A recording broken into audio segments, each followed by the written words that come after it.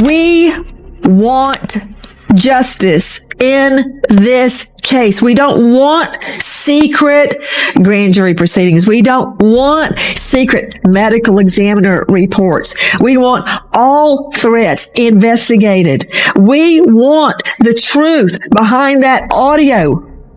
I want to know. And I want everybody on that boat graphed. We want answers. Come down here, do anything other to get the truth. Did you kill Nolan? Did you have anything to do with Nolan's death? Did you delete anything out of it? If this were your child, wouldn't you want to know what happened?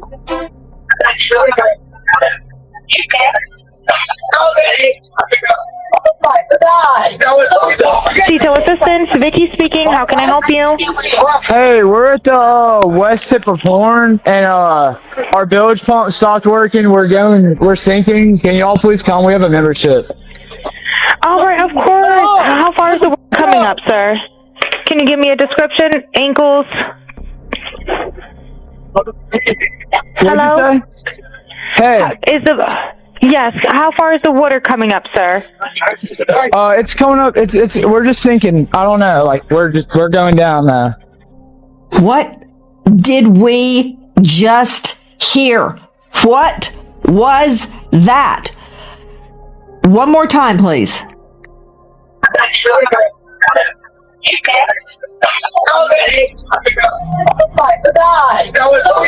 Detail assistance, Vicky speaking. How can I help you? Hey, we're at the west tip of Horn, and our bilge pump stopped working. We're sinking. Can you all please come? We have a membership. All right, of course. How far is the water coming up, sir? Can you give me a description? Ankles? Hello? Hey. Yes. How far is the water coming up, sir? It's coming up. We're just sinking. I don't know. Like we're going down now. If he truly intended to return, leaving it behind makes no sense. During an interview with Officer Tatum, an older friend offered a convenient explanation. Nolan had been drinking heavily that night and deliberately tossed his phone into the trunk before walking into the dark. On the surface, it sounds like a plausible excuse for why the phone stayed behind. But under scrutiny, that story completely collapses. Why would anyone knowingly sever their only lifeline to the outside world?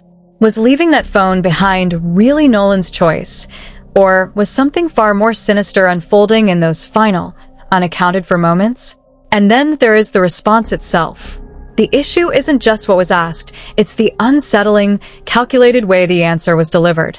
And was super intoxicated, and that's kind of what a lot of us thought, but they were kind of losing it and they were going crazy, and the mom that was with them demanded Nolan's phone, because Nolan left the phone on the boat, and when we ran in, Nolan didn't ask for his phone, and his keys were not on the boat because his car was parked at my buddy's house where we had all slept, the night before the 4th. And so the keys were left at the house because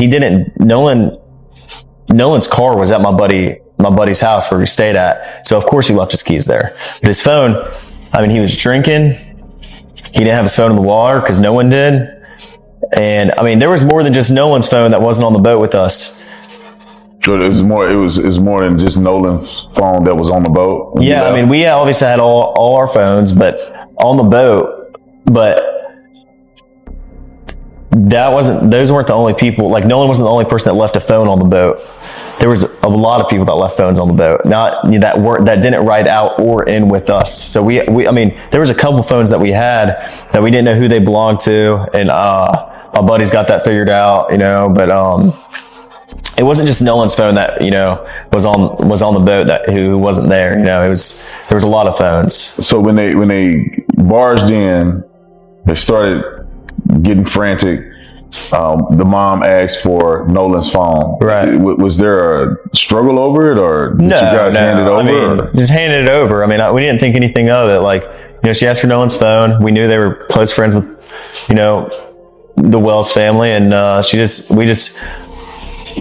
buddy went out to his truck and handed the phone over. No complications, no issue, nothing. But I mean, I told Miss Christine that we had his phone and he had left it in our possession on the boat. When did you, Miss Christine is Nola's mom? Correct. When did you talk to her about that? When I was on, no, I didn't talk to her once, like, it was like 12:30. I mean, I might have texted her a couple times and like, you know, talked briefly about a couple things, but I told her on the phone before I called the Coast Guard that we had Nolan's phone. Before I called Miss Christine, I asked, I was like, oh, well, where's his location at? Because Nolan had his Snapchat location on for me. And he said, you know, Wyatt said it's, you know, in my truck. Like, because everybody who left stuff on the boat, it was Wyatt's boat, so Wyatt put it in his truck, you know, like, it's normal. And so the phone was in possession in Wyatt's truck. And when that mom came over and asked for it, there was no issue at all with us giving the phone to her. I mean, Nolan just left it on the boat. We handed the phone to her that night of the 4th of July. What would our concern be getting on Nolan's phone or something? I mean, I don't even know Nolan's password. None of my friends do. We had no reason ever to get on Nolan's phone and look at anything. I didn't even touch Nolan's phone. None of us touched Nolan's phone until somebody took it off the boat and put it in Wyatt's truck, and then no one touched it until we handed it back, you know, to the mom that was at my buddy's house. One commentator broke away from standard case analysis to share something far more personal, explaining why this new evidence hit her so hard. Speaking as a white woman from the South, she admitted that her background deeply colored how she processed every second of the footage and audio. Her visceral reaction wasn't about tracking every minute investigative detail. It was fixated on a single, explosive piece of evidence that just set the public discourse on fire: the Sato call released by Nancy Grace. For her, that audio didn't just raise questions about what was said on the recording. It opened up a terrifying hole in the entire official narrative. For like 2 seconds on the Nolan Wells case, because I just saw where Nancy Grace came out with the transcribed CTO call. And here's my thing. I'm from the South, so I feel like I can speak on this because I grew up around nothing but racist, okay? And so as someone with this skin, I feel like I could speak out on this. Here's my questions. Why... First of all, so many of y'all want to say that it wasn't murder. Like, so many of y'all were so quick to say it wasn't murder, that things happen. If that was the case, then why do none of the friends know what happened? Furthermore, Nancy Grace just released a CTO call. Anybody in their right mind, if you hear what was on that call in the background where they're asking, is someone dead? First things first, you're not going to call CTO. You're going to call 911, typically, if you're worried about someone.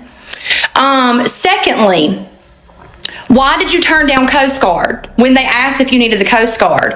If you are sinking, and if there is that shit going on in the background, like what they're asking about, is someone dead, you should say yes to any bit of help that you can get, right? I also think it's odd that all of them got rid of their social media. None of them have really had much of an explanation. They do what your typical white people do in those circumstances. Look at the Murdoch case, and there was no one of color in that case. But because they were prominent Caucasians surrounding around that death of the girlfriend, they did everything they could to cover up and get him out of it.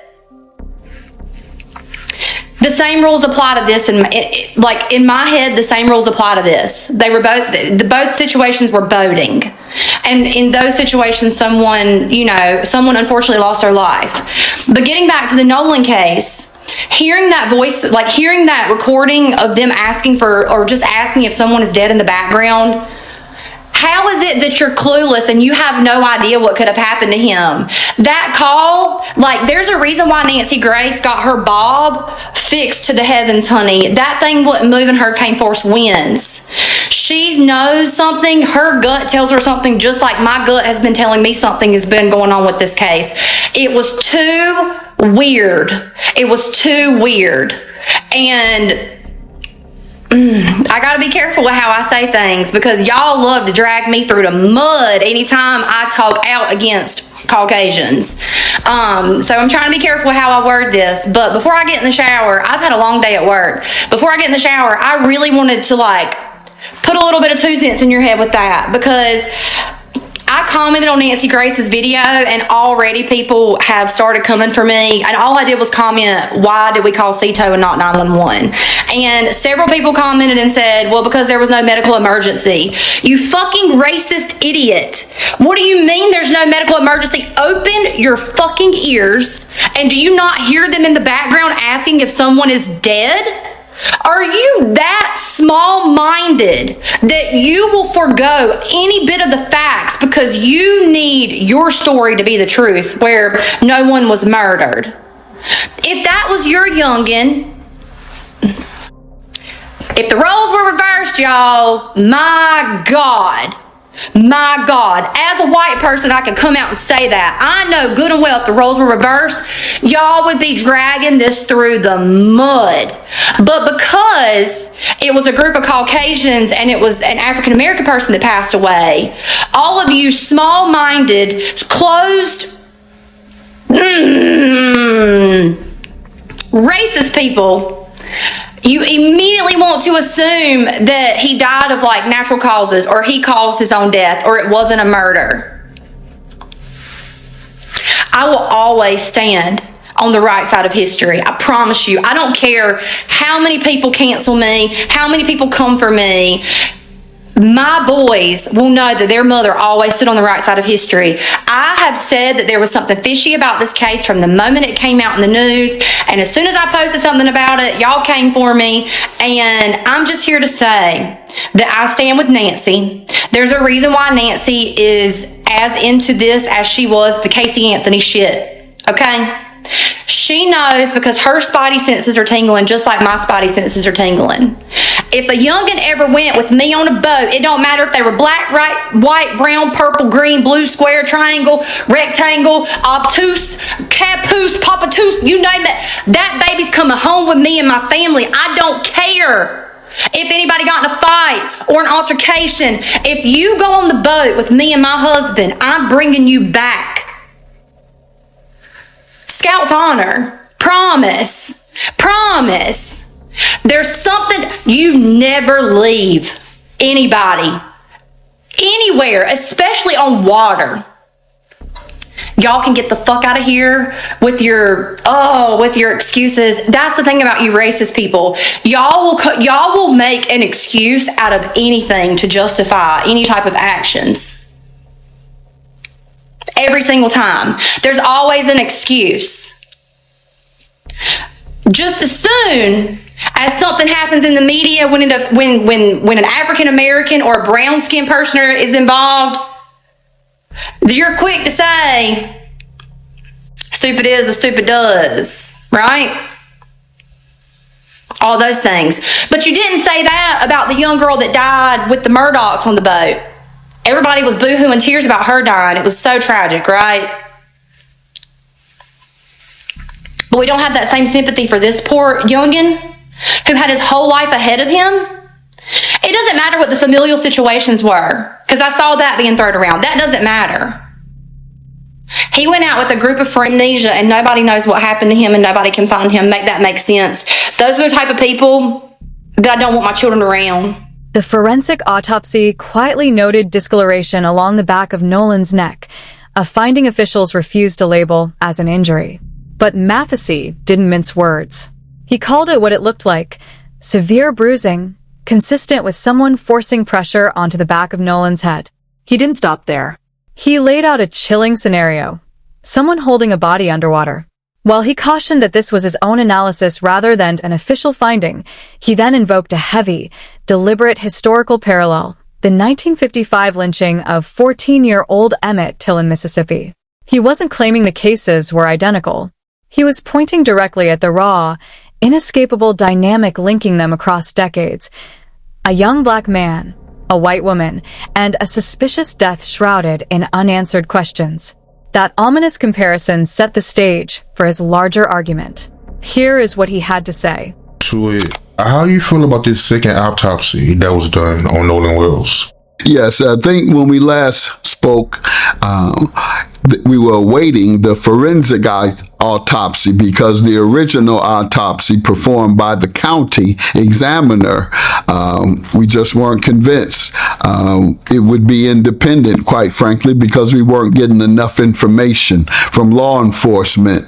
And so the forensic autopsy came back, and lo and behold, even though they're trying to downplay it, and I understand Ben Crump and NAACP and others don't want to try and jump to conclusion or step too far out, but the forensic autopsy showed that there was what they call discoloration. No, I call them bruises in the back of the head, appearing that someone has had their hand pressed at the back of their head, at the back of Nolan's head.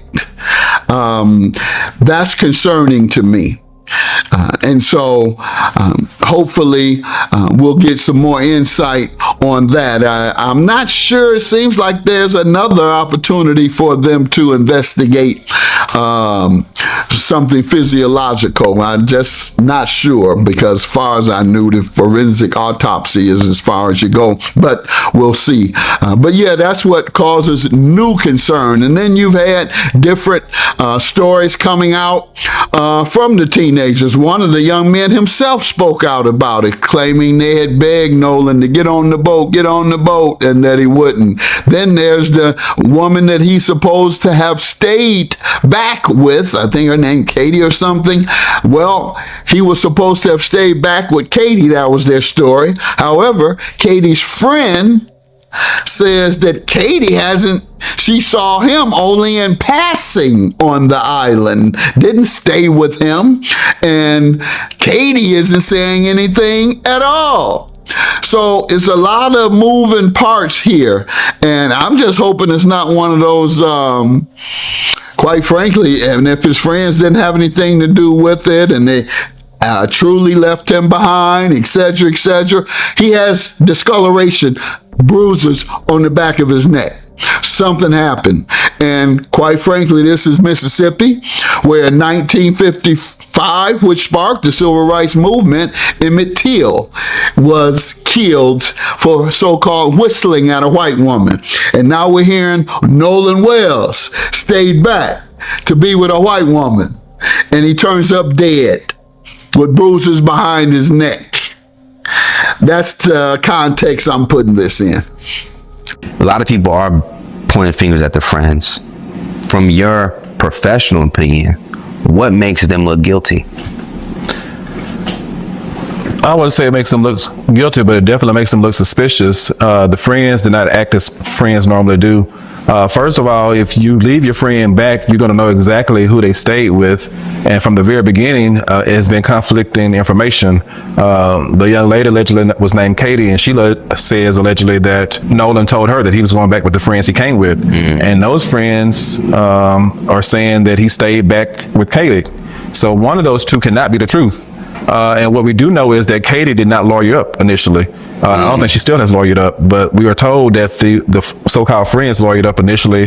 They deactivated their social media, maybe scrubbed some of their social media initially. That's very suspicious. Why would you do that if no foul play was expected or had occurred? Because people drown every year. And if you're just a witness to someone drowning, there's no need to be so afraid or so fidgety. Yeah. Now, a lot of things were going on as this unfolded, a lot of suspicious activity. And I'm going to kind of highlight a couple of them for you. The first was, his phone and keys were not on his person. How did you feel about that particular information when you got that? That in of itself, the phone, if you're out boating and the water was so high, you normally would have your phone on a dry location, so you would have left it in the interior of the boat or something. But the suspicious thing would come when if he allegedly told them he was going to go stay on the island with a young lady, he would have retrieved his phone. You know for certain you don't have it on you. Yeah. And so that's one of the first things you're going to do. I would think I would give you the phone. Hey, yo, here's your phone. He would have voluntarily, when it retrieved, or his friends would have reminded him of taking it to him before they got on the boat and left the island. They would have seen it. And definitely if they just happened to forget to give it to him, as soon as they got back to land, they would have taken it to his mother or his father.